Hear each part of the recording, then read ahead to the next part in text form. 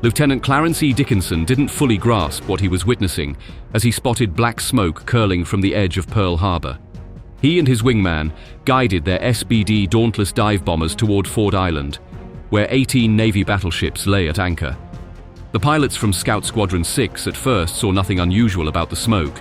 Burning cane fields were common in Hawaii, especially with errant ammo from Army exercises. As the water erupted in giant plumes of white around them, Dickinson grinned and thought, "Just wait. Tomorrow they'll certainly catch hell for this." Dickinson watched as 30 planes descended on the harbor. Yet, just as he began to process the scene, two of the aircraft banked sharply toward them, revealing the blood-red circles on their wings. Dickinson barked into his radio, "Close formation and climb to 4,000 feet." The squadron was suddenly at the mercy of marauding Japanese Zeros tearing through his formation. The slower Dauntlesses couldn't outrun them, but they would have to make do. Somehow, Scout Squadron 6, the sole American squadron in the world flying under wartime orders, had arrived at Pearl Harbor in perfect synchronicity with Japan's deadly sneak attack. Vice Admiral William F. Halsey Jr. had no doubts. War was coming to the Pacific. Reports of Japanese maneuvers made that abundantly clear. Determined to keep Task Force 8 and USS Enterprise battle-ready and sharp, he issued Battle Order No. 1 in late November 1941. The first order stated, "The Enterprise is now operating under war conditions." The order sparked immediate controversy. Even Halsey's operations officers balked, questioning its necessity. Halsey's response was as sharp as his reputation. "I'll take responsibility. If anything gets in the way, we'll shoot first and argue afterward." Under this wartime protocol, the Enterprise enforced strict radio silence, a precaution that, unknown to Halsey, would have devastating consequences on December 7th.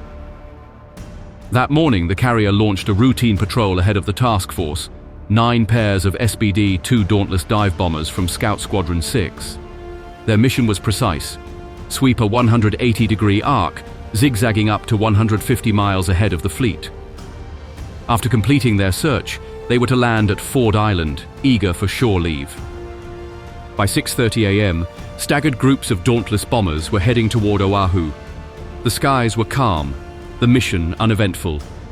At 7:52 a.m., Lieutenant Commander Mitsuo Fuchida's chilling message sliced through the airwaves, "Tora, Tora, Tora." The surprise was complete. Over Pearl Harbor, chaos erupted. Bombs tore into USS Arizona, triggering a fireball that turned the ship into a flaming inferno. Torpedoes hammered USS Oklahoma, flipping it like a toy and sealing hundreds inside its hull. Sailors dove from decks into oil-slicked waters ignited by flames. The air was filled with screams, frantic orders, and the relentless strafing of Japanese Zeros. As the fires raged, Halsey's patrol planes arrived over Oahu. Unaware of the attack unfolding below, they flew directly into the maelstrom. To maintain radio silence, Halsey hadn't informed Pearl Harbor of their patrols. When reports reached him of planes being shot down over the harbor, his heart froze. "My God, they're shooting at my own boys." One of the first 2 plane sections to reach Oahu was Aircraft 6S-16, piloted by Frank A. Patriarca with gunner DeLuca, and 6S-15, flown by Ensign W.M. Willis with gunner Fred J. Ducolon. They had almost made it to Ford Island. Passing Barber's Point and rounding Ewa Field, the 2 dive bombers were lining up their final approach when chaos erupted. At first, it was the anti-aircraft fire that caught their attention, arcs of tracers tearing through the morning sky. Then, a Japanese Aichi Val dive bomber banked hard above them, its rising sun insignia flashing like a warning. Patriarca's gut twisted. This wasn't a drill. Tracers screamed past their planes, but it wasn't just the Japanese. Friendly anti-aircraft gunners, overwhelmed by the pandemonium, weren't waiting to identify targets. They were shooting at anything that moved. Patriarca slammed his throttle forward, diving hard toward the coast. He made the split-second decision to head back to the Enterprise. But as he climbed to safety, he glanced around. Willis and 6S-15 were gone. Patriarca circled desperately, scanning the skies, but his fuel was dwindling. With no other options, he set down at Burns Field on Kauai. Willis and Ducolon were never seen again. Later, Japanese reports confirmed that Mitsubishi Zero fighters from the Soryu had claimed 3 SBDs in the area. The second group to arrive wasn't spared. Ensign Manuel Gonzalez, with gunner Leonard J. Kozolek in SB-3, and Ensign Frank T. Weber, with gunner Keeney in SB-12, had just completed their patrol north of Kauai. Turning toward Oahu, they spotted a group of 40 to 50 aircraft at 3,500 feet. Weber, trailing behind Gonzalez, assumed they were Army planes. Then Gonzalez vanished. No one knows precisely what happened. Gonzalez's final, frantic transmission cut through the airwaves. "Do not fire. We are American aircraft." Moments later, another chilling call. "Break out the rubber raft." That was the last anyone heard. Approaching Oahu, Weber noticed an aircraft ahead and thought it might be Gonzalez. He pushed forward, eager to rejoin. The plane turned sharply, closing on him. Only when it was close, too close, did Weber see the red circles emblazoned on its wings. It was Japanese. Weber dove hard, his SBD screaming toward the sea, leveling off at just 25 feet above the waves. The enemy plane didn't pursue. By the time Weber reached Barber's Point, he had formed up with Lieutenant W.E. Gallagher in 6S-10. Weber's brush with the enemy offered a grim confirmation. His description of the attacking aircraft, a dive bomber resembling a German Ju-87 Stuka, matched the Aichi-Val dive bombers wreaking havoc over Pearl Harbor. Japanese reports corroborated it. Vals from Shokaku, returning to the fleet after bombing Hickam Field, had shot down an SBD near Kaina Point. As Weber's dive bomber hovered just above the waves, the full weight of the attack settled in. At 8:20 a.m., 6S-14, piloted by E.T. Deacon with gunner Audrey G. Coslet, and 6S-9, flown by W.E. Roberts with gunner D.H. Jones, approached Kaina Point. The skies were alive with activity, about 30 aircraft in a tight column, flying low at 100 feet and only 400 feet away. Roberts spotted their green camouflage and relaxed. Army aircraft, he thought. One plane even waggled its wings as it passed, the Japanese pilot's gesture almost friendly. Roberts admitted, "The significance of the red circles on the wings did not occur to me until later. Neither the Dauntlesses nor the column of planes attacked. The eerie calm didn't last."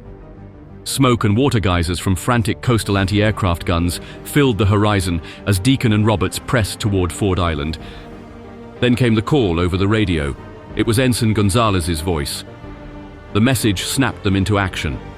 Guns charged, and they climbed to 1,000 feet, scanning Pearl Harbor's chaotic skies. Below them, 20 Japanese fighters buzzed like angry hornets.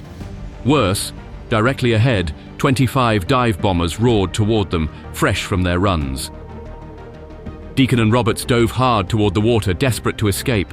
Skimming just 200 feet above the ground, they streaked over Fort Weaver and into a hail of friendly fire. Army gunners, confused and panicked, opened up with everything they had, 20mm cannons and 50 caliber machine guns. Smoke poured from 6S-14's engine. Deacon's Dauntless sputtered and lost power, limping over the beach before crashing into 2 feet of water just 200 yards offshore. They weren't safe. Bullets whipped through the air as rifle and machine gun fire raked the downed plane. Coslet was hit in the arm and neck, blood soaking his uniform. Deacon felt a burning sting as a shot grazed his thigh. Another round sliced through his parachute harness. Dragging themselves from the flooded wreck, Deacon tied off Coslet's wounds with a radio cord, the adrenaline overtaking the pain. He broke out the life raft and paddled furiously, each stroke putting distance between them and the chaos on shore. 100 yards out, a rescue boat pulled them aboard, ending their ordeal while it barely began for other pilots. At 8:25 a.m., Lieutenant Clarence E. Dickinson and gunner William C. Miller in 6S-4, along with Ensign John R. Bud McCarthy and gunner Mitchell Cone in 6S-9, neared Barber's Point. Thick smoke billowed ahead, rising ominously from what was left of USS Arizona. Dickinson assumed it was another cane field fire. The scene seemed routine until reality hit them. The harbor was alive with anti-aircraft fire, blossoms of smoke and shrapnel tearing through the air. Dickinson immediately ordered his wingman to close formation and climb to 4,000 feet. McCarthy barely managed to respond before two Japanese fighters descended on him.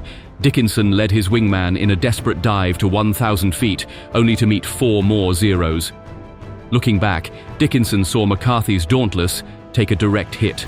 Flames erupted from the right side of the engine, trailing from the main tank. He recalled, "I could see it still attempting to fight as it slowly circled, losing altitude." Moments later, it crashed into the water. Only one parachute opened. McCarthy had managed to bail out, but he broke his leg on the way down. Cone never escaped. Dickinson's fight wasn't over. 5 Zeros swarmed him, raking his plane with gunfire. Miller responded. Glancing back, Dickinson saw a Japanese plane trailing smoke, tumbling from the sky, the first US Navy aerial victory of World War II. But the onslaught continued. Miller emptied his last 6 cans of ammunition, then screamed as a passing fighter sprayed the Dauntless with bullets. Holes riddled Dickinson's wings, yet somehow he remained unhurt. Then, the left fuel tank caught fire. Flames engulfed the fuselage as Dickinson lost control. The Dauntless began to spin, slipping to the right. Dickinson yelled, "Bail out!" At 800 feet, he leapt into the void, parachuting down near Ewa Field, miraculously unscathed. On the ground, he flagged down a blue sedan driven by an elderly couple. They had no idea what was happening and seemed more concerned about being late for their picnic. The gravity of the situation hit them only when a van ahead was riddled with machine gun and cannon fire. Dickinson sat in stunned silence, the chaos of war now unmistakable. By evening, the skies over Hawaii were quiet, but the chaos unleashed by the Japanese lingered like an open wound. At 5 p.m., USS Enterprise scrambled for a response. 18 Douglas TBD Devastator torpedo bombers, supported by 6 Dauntlesses from Bombing 6 and an escort of 6 Wildcats, took off the deck to hunt a Japanese force reportedly 100 miles southeast of the carrier group. The mission proved fruitless. Hours later, as darkness fell, the planes returned to the Enterprise. But landing in the dark posed risks, and the Wildcats were diverted to Pearl Harbor. Despite repeated warnings to Army and Navy installations about the approaching aircraft, the pilots found themselves flying into a storm of friendly fire. One sailor described the horror. Everything in Pearl Harbor opened up on them. They didn't have a ghost of a chance. You could read a newspaper by the light of the tracers. When the barrage began, one desperate Wildcat pilot radioed in desperation, "What the hell is going on down there?" The tower's chilling reply came back, "Turn off your lights and beat it." Ensign James Daniels, thinking fast, aimed his Wildcat directly at the anti-aircraft gunners. Blinding them with the glare of his landing lights, he managed to throw their aim off just long enough to circle, extinguish his lights, and land on Ford Island in total darkness. Others weren't as fortunate. Ensign Gale Herman's engine took a direct hit from a 5-inch round. Somehow unhurt, he bailed out over a golf course. Ensign David Flynn, running out of fuel, parachuted into a cane field. But Ensign Herbert Menges, Lieutenant Francis Hebel, and Lieutenant Eric Allen Jr. were torn apart by the relentless fire. Allen, tragically, didn't even make it to the ground. His parachute was riddled with bullets, and he fell helplessly to his doom.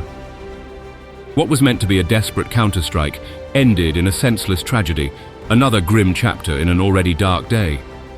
December 7th, 1941, became a day that lives in infamy to this date. Its catastrophic events and fatal mistakes would be scrutinized for decades.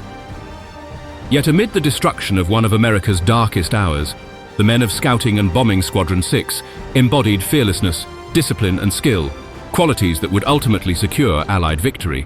Their actions were not just about survival, they were about leaving clear their will to fight for a cause far greater than themselves.